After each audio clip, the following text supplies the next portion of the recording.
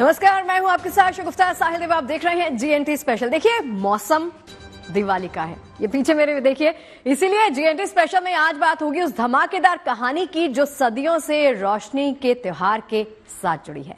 कहानी है इन पटाखों की। वो दौर जब शहरों की हवा और आसमान का रंग साफ हुआ करता था। उस जमाने में पटाखों के बिना दिवाली की कल्पना भी करना बहुत मुश्किल था। आपने भी उन दिनों में दिवाली पर पटाखे जरूर फोड़े होंगे या कम से कम पटाखे फोड़ते लोगों को जरूर देखा होगा। लेकिन दिवाली पर पटाखे जलाते हुए क्या कभी आपने सोचा कि आखिर ये आए कहां से? सोचा क्या? लेकिन सबसे पहले किसने पटाखे बनाए थे? दिवाली से पटाखों का कनेक्शन क्या है? पटाखे आखिर बनते कहां हैं और गुजरते सालों के साथ ये दिवाली के हीरो से विलन कैसे बनते चले गए? जीएनटी स्पेशल में आज देखिए पटाखों की यही धमाकेदार कहानी।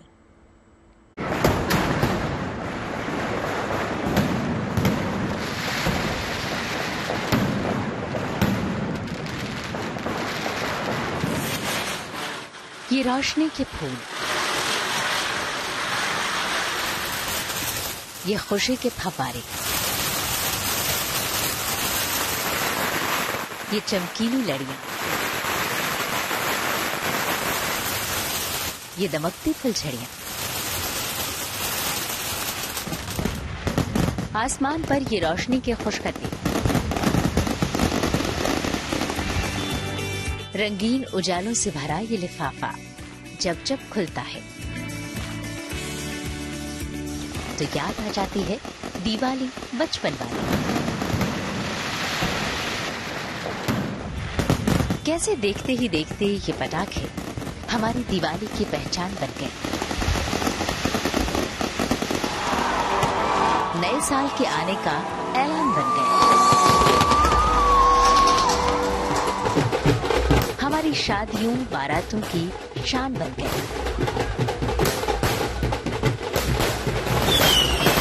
लेकिन फिर वक्त गुजरा और वही पटाखे खतराए जान बन गए। क्यों और कैसे? आज आपको सुनाएंगे पटाखों के जश्न के हीरो से विलन बन जाने की धमाकेदार कहानी।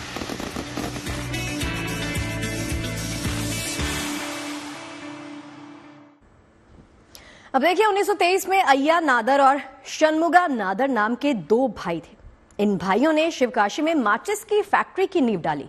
1940 में जैसे ही भारत में एक्सप्लोसिव एक्ट में संशोधन करके पटाखों को वैध किया गया, नादर भाइयों ने तुरंत भारत में पटाखों की पहली फैक्ट्री खोल दी और धीरे धीरे भारत में शिवकाशी पटाखों का गढ़ बनता चला गया। महज कुछ साल पहले तक भारत में पटाखों का व्यापार सालाना 5000 करोड़ तक पहुंच गया था। चीन के बाद भारत पटाखों के उत्पादन के मामले में दुनिया में दूसरे नंबर पर आ गया था। इससे करीब 10 लाख लोगों को रोजगार मिल रहा था। लेकिन ये महज भारत में पटाखों की कहानी की शुरुआत भर थी। दुनिया में पटाखों के निर्माण की कहानी इससे बेहद पुरानी है। आपको दिखाते हैं आखिर क्या है पटाखों का ये इतिहास।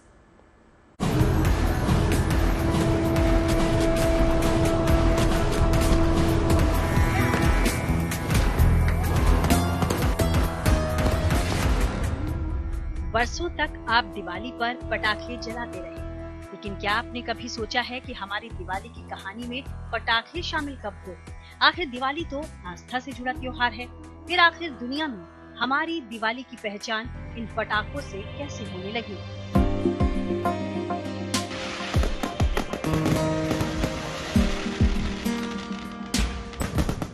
आपको बता दें कि भारत में जिन पटाखों का सालों तक दुनिया में सबसे ज्यादा इस्तेमाल होता रहा, उन पटाखों के सफर की शुरुआत भारत में नहीं बल्कि चीन में हुई। चीन में मान्यता थी कि पटाखों के शोर से डरकर बुरी आत्माएं, बुरे विचार और दुर्भाग्य दूर हो जाते हैं। करीब 2000 साल पहले चीन के लुयांग में पटाखे फोड़ने के शुरुआती सबूत मिलते हैं। 9वीं सदी की एक कहानी के अनुसार एक बार चीन में कुछ सैनिकों ने पहाड़ से पीले रंग की मिट्टी लेकर एक बगीचे में डाल दी। संयोग से उस बगीचे में ठीक उसी जगह पर पहले से कोयले के कुछ टुकड़े पड़े हुए थे। अगले ही दिन तेज धूप निकलने पर उस जगह जोरदार धमाका हुआ और आसपास के पेड़ राख हो गए। दरअसल वो मिट्टी सल्फर थी जो पोटेशियम नाइट्रेट और चारकोल के साथ मिलकर बारूद बन गई थी। चीनियों ने इस बारूद को बांस की नली में भरकर पहली बार हैंडमेड पटाखे बनाए। ये पटाखे बांस की छड़ें होती थी, जिन्हें आग में डालने पर गांठ फटने की तेज आवाज निकलती थी। बाद में बांस की जगह कागज का इस्तेमाल किया जाने लगा।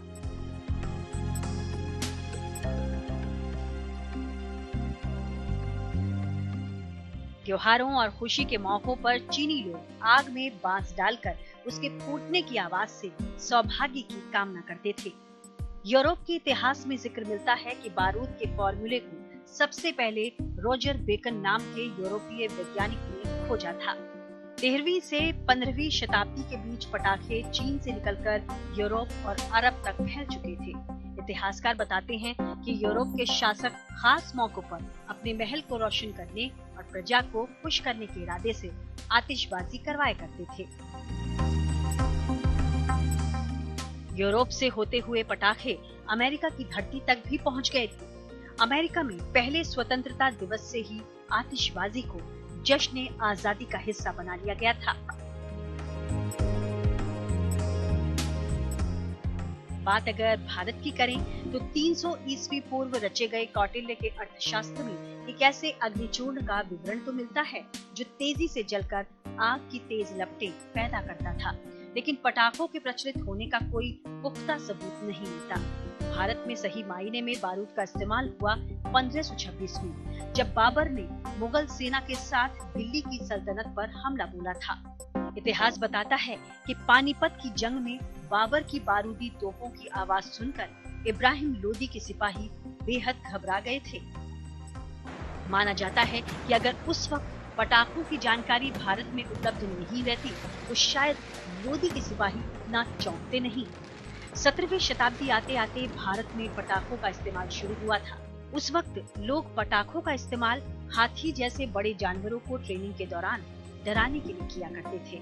मध्य युग में पटाखे और आतिशबाजी राजाओं के लिए रॉयल एंटरटेनमेंट का हिस्सा बन गए। इसके अलावा अलग अलग त्योहारों, शादियों और जश्न में भी आतिशबाजी का प्रचलन शुरू हो गया था। भारत में 18वीं और 19वीं शताब्दी के दौरान रईसों की शादियों में पटाखों और आतिशबाजी का इस्तेमाल शक्ल बन चुका था। साथ ही इन्हीं सालों में दिवाली के दौरान भी पटाखों के इस्तेमाल की शुरुआत हो चुकी थी। इतिहास में भी जिक्र मिलता है कि 1820 में बड़ौदा के महाराज सयाजी राव द्वितीय ने अपनी दूसरी शादी में 3000 रुपए केवल आतिशबाजी पर ही खर्च कर दिए थे। उस समय के हिसाब से ये बहुत बड़ा खर्च था। इसी तरह बीजापुर के सुल्तान इब्राहिम आदिल शाह ने भी अपनी बेटी की शादी में सिर्फ आतिशबाजी पर ही उस दौर में 80,000 रुपए खर्च कर दिए। तो वहीं राजस्थान के कोटा में दिवाली के जश्न पर जोरदार आतिशबाजी का भी जिक्र मिलता है। कोटा के दशहरे से प्रभावित होकर पेशवा सवाई माधवराव ने भी अपने यहाँ ऐसा ही जश्न मनाने का आदेश दे दिया। गुजरते वक्त के साथ पटाखे आम आदमी की पहुंच में भी आ गए और देखते ही देखते ये पटाखे हमारी दिवाली और हमारी जिंदगी से जुड़े छोटे बड़े जश्न का हिस्सा बन गए। Bureau report, good news today. देखिए, दिवाली में पटाखों का चलन ना कोई नया नहीं है। हाँ, पटाखों की वैरायटी थोड़ी सी बदल गई है, या यूं कहें कि बहुत बदल गई है। अगर बीते 100 साल की बात की जाए तो पहले सिंगल शॉट के पटाखे दिवाली में जलाए जाते थे ना। अब समय के साथ पटाखों में हुए प्रयोग ने इन्हें लड़ी या फिर ना जाने कितने रूप में हमारे सामने रख दिया है।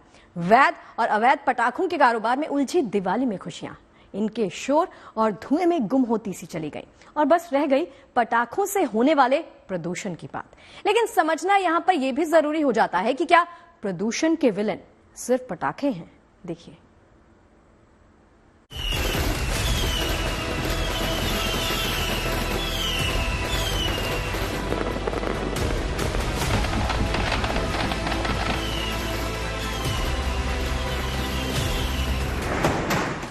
चंद मिनटों की चेहरे पर चमक, खुशी से फुदकते बच्चे और धमाकों से गूंजता आसमान। इसके बाद का मंजर सिर्फ धुआं धुआं। शौक और मिजाज की वजह से दिवाली की पहचान दियों के अलावा पटाखों से बनती चली गई। इससे इनकार नहीं किया जा सकता, लेकिन मुश्किल तब हुई जब हर साल ये शौक खतरनाक रूप लेता रहा है।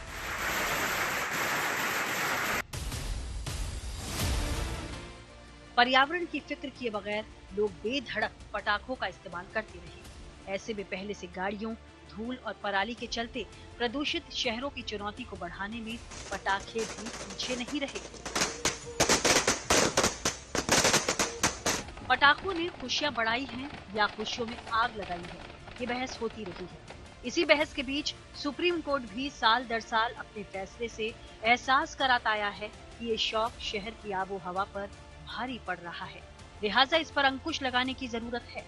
सिर्फ सुप्रीम कोर्ट ने ही नहीं बल्कि प्रदूषण की मार झेलने वाले राज्यों की सरकारों ने भी इसे लेकर कड़ा रुख दिखाया है। मसलन इस बार भी दिल्ली में पटाखों पर अगले 3 महीने तक बैन लगा दिया गया है। दिल्ली सरकार पोल्यूशन को कंट्रोल करने के लिए प्रतिबद्ध है। जहां जहां पर भी टीम्स की डिप्लॉयमेंट है, चालान करने की आवश्यकता है, वो की जाएगी। तो मेरी दिल्ली के भी सभी लोगों से अपील है कि जितना ज्यादा से ज्यादा हो सके कारपूल का यूज करिए। दिल्ली के लोगों से अपील है कि आने वाली दिवाली पे पटाखे ना जलाएं, क्योंकि दिवाली के अगले दिन दिल्ली में बहुत ज्यादा पोल्यूशन हो जाता है। और ये इंश्योर करें कि कहीं पर भी अपना CND वेस्ट ना डालें, कहीं पर भी कूड़ा ना जलाएं। दिवाली पर पटाखों ने प्रदूषण को लेकर जो तस्वीर पेश की है, उससे फिक्र बढ़ना तो लाजमी है, लेकिन इस प्रतिबंध और सख्ती के बीच ही ये समझना भी जरूरी है कि क्या दिल्ली के प्रदूषण के लिए सिर्फ पटाखे जिम्मेदार हैं। अगर गुजरे सालों में दिवाली के आसपास दिल्ली में प्रदूषण के आंकड़ों पर नजर डालें तो साल 2015 में दिवाली के एक दिन पहले दिल्ली का AQI 353 था, जबकि दिवाली वाले दिन 343 और दिवाली के अगले दिन 360 तक पहुंच गया। इसी तरह साल 2016 में 29 अक्टूबर यानी दिवाली के पहले 404, 30 अक्टूबर दिवाली वाले दिन 431 और 31 अक्टूबर यानी दिवाली के बाद 445 तक पहुंच गया। साल 2017 में 18 अक्टूबर यानी दिवाली के पहले 302, 19 अक्टूबर यानी दिवाली वाले दिन 319 और 20 अक्टूबर यानी दिवाली के बाद 403 AQI पहुंचा। इसी तरह से साल 2018 में 6 नवंबर दिवाली के पहले 338, 7 नवंबर दिवाली वाले दिन 281 और 8 नवंबर यानी दिवाली के बाद 390 AQI रहा। 2019 में 26 अक्टूबर यानी दिवाली के पहले 287, 27 अक्टूबर यानी दिवाली वाले दिन 337 और 28 अक्टूबर यानी दीपावली के बाद 368 पर AQI रहा। साल 2020 में 13 नवंबर दिवाली के पहले 345, 14 नवंबर यानी दिवाली वाले दिन 414 और 15 नवंबर यानी दिवाली के बाद 435 पर AQI रहा। साल 2021 में 3 नवंबर दिवाली के पहले 314, 4 नवंबर दिवाली वाले दिन 382 और 5 नवंबर यानी दिवाली के बाद 462 पर AQI रहा। इसी तरह से साल 2022 में 23 अक्टूबर यानी दिवाली के पहले 259, 24 अक्टूबर यानी दिवाली वाले दिन 312 और 25 अक्टूबर यानी दिवाली के अगले ही दिन 303 पर AQI दर्ज किया गया। और साल 2023 में अगर AQI पर नजर डालें तो 11 नवंबर यानी दिवाली के पहले 224, 12 नवंबर यानी दिवाली वाले दिन 202 और 13 नवंबर यानी दीपावली के अगले ही दिन 283 AQI दर्ज किया गया। पटाखों से धुआं होता है, प्रदूषण फैलता है, लेकिन क्या दिल्ली की हवा में जहर घोलने के लिए सिर्फ पटाखों को जिम्मेदार ठहराना सही है? पिछली दिवाली की अगली सुबह दिल्ली में प्रदूषण कई जगहों पर बेहद ज्यादा हो गया था, लेकिन अगली ही सुबह तेज हवा ने AQI को 200 के आसपास ला दिया, जबकि दोपहर बाद ये आंकड़ा और हवा में धुंध का स्तर दोनों में इजाफा देखने को मिला था। अब दीपावली की अगली दोपहर तो कहीं पटाखे नहीं जले, ऐसे में धुंध के बढ़ने का क्या कारण था? इसी तरह कई दूसरे बड़े शहरों में भी दीपावली पर जमकर पटाखे चले, लेकिन दिल्ली जितना प्रदूषण वहां भी नहीं हुआ। उदाहरण के लिए साल 2023 की दिवाली पर लखनऊ में खूब पटाखे चलाए गए और उसके बाद भी AQI का अधिकतम स्तर 290 के करीब रहा। इसी तरह वाराणसी में भी पटाखे चलने के बावजूद AQI का स्तर 200 के पार नहीं गया। बाकी जगहों के आंकड़े दिवाली की अगली सुबह दिल्ली की खस्ता हालत पर सवाल तो उठाते हैं।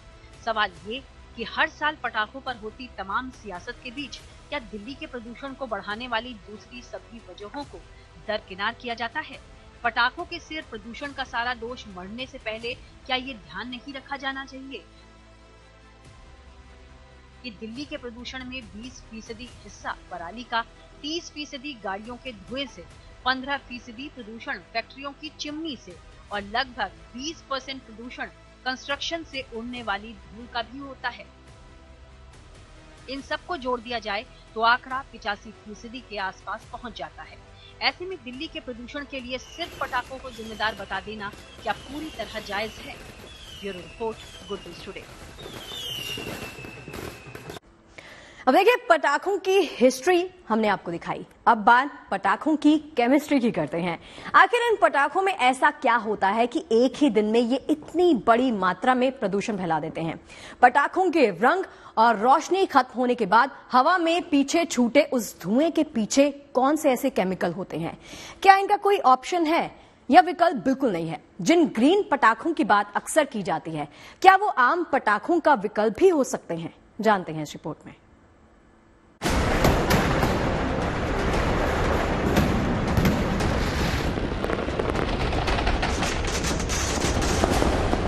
ये सच है कि पटाखे हमारी दिवाली के उत्सव को सालों या कहीं की शताब्दियों से रोशन करते रहे हैं, लेकिन जश्न की खुशी के आगे पर्यावरण और लोगों के स्वास्थ्य से जुड़ी चिंताओं को भुलाया नहीं जा सकता है।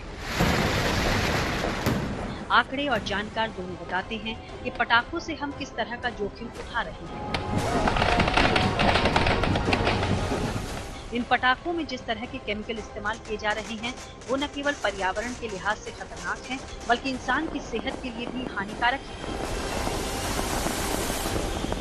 जो आतिशबाजी है, पटाखे हैं, उसमें पोटेशियम है, उसमें सल्फर है, उसमें अमोनिया है। ये बहुत ही हानिकारक और जहरीले धातु भी होते हैं और ये जहरीला प्रभाव इसका है। इसके अलावा इसमें जो है आजकल बेरियम जैसे जो भारी मेटल्स हम बोलते हैं उनका इस्तेमाल कर रहे हैं, क्योंकि इससे रंग भी आता है, इससे ध्वनि में भी प्रभाव पड़ता है और आतिशबाजी अच्छी दिखती है। तो ये सारे के सारे जहरीले हैं और इनका जो भी उत्पात होता है और जो भी निकलता है धुआं बहुत जहरीला होता है। तो ये विशेषकर मैं अगर बोलूं तो ये धातु हैं और ये मटेरियल हैं, ये केमिकल्स हैं जिसका प्रयोग पटाखों में काफी अधिक मात्रा में होता है। पटाखे बनाते समय उसमें मुख्य रूप से 4 चीजों का इस्तेमाल होता है: कलरिंग एजेंट, फ्यूल, ऑक्सीडाइजर और बाइंडर। ऑक्सीडाइजर की वजह से पटाखा चिंगारी या आग पकड़ पाता है। फ्यूल की वजह से आग पटाखे की मेन बॉडी में आगे की तरफ बढ़ती है। कलरिंग एजेंट पटाखों से निकलने वाली रंग बिरंगी रोशनी और चिंगारी के लिए जिम्मेदार होता है और इन सभी चीजों को एक साथ जोड़ने का काम करता है बाइंडर। कलरिंग एजेंट के तौर पर मुख्य रूप से barium, aluminium, magnesium, titanium, sodium के कंपाउंड, कॉपर और स्ट्रोंशियम के कंपाउंड, साथ ही कार्बन और आयरन का इस्तेमाल होता है। ये सभी केमिकल अलग अलग रंग पैदा करते हैं। वैसे तो ये तमाम केमिकल स्वास्थ्य के लिए नुकसानदेह ही होते हैं, लेकिन इनमें हरा रंग पैदा करने वाला बेरियम क्लोरेट, बेरियम नाइट्रेट और बेरियम मोनोक्लोराइड सॉल्ट सबसे खतरनाक होता है। स्वास्थ्य के साथ साथ ये पर्यावरण पर भी बुरा असर डालते हैं। वायु प्रदूषण होता है ना, सबसे पहले तो जो भी कुछ जलते हैं, ये जितने भी केमिकल्स जलते हैं तो ये सारे केमिकल धुएं के रूप में वायु में आते हैं। तो पहला तो वायु प्रदूषण होता है, हवा का प्रदूषण होता है जिससे हम सांस लेते हैं।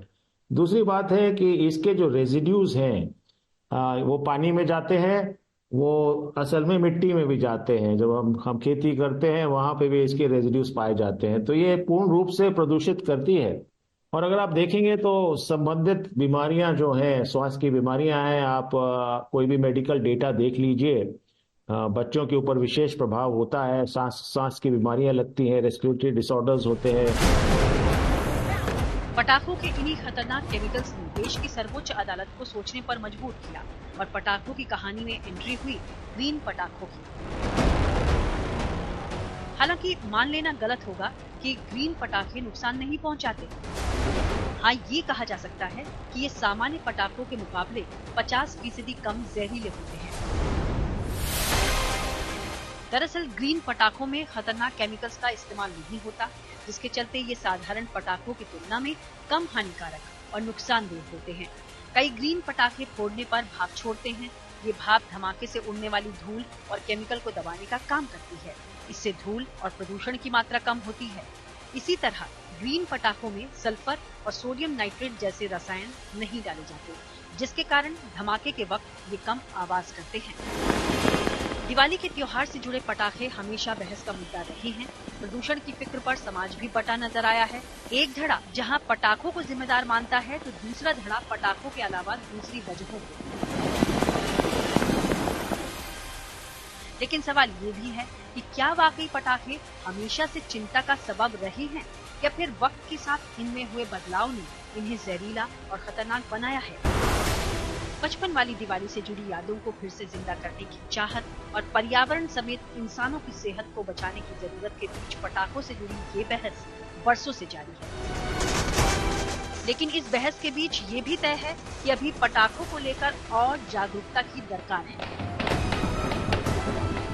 इसकी शुरुआत हो सकती है पटाखों के निर्माण में केमिकल्स के इस्तेमाल पर रोक और पटाखों के सीमित इस्तेमाल की आदत डालने से। तभी हम अपनी और पर्यावरण की हिफाजत भी कर पाएंगे और दिवाली की खुशी से जुड़े इस अनुभव को अपनी जिंदगी में बनाए रखने की उम्मीद भी कर सकेंगे। दिल्ली से मनीष चौरसिया के साथ bureau report, good news today. तो चलिए जीएनटी स्पेशल की आज की हमारी इस खास पेशकश में फिलहाल के लिए इतना ही, लेकिन देश और दुनिया की तमाम अच्छी और सच्ची खबरें लगातार जारी हैं। बने रहिए गुड न्यूज टुडे के साथ।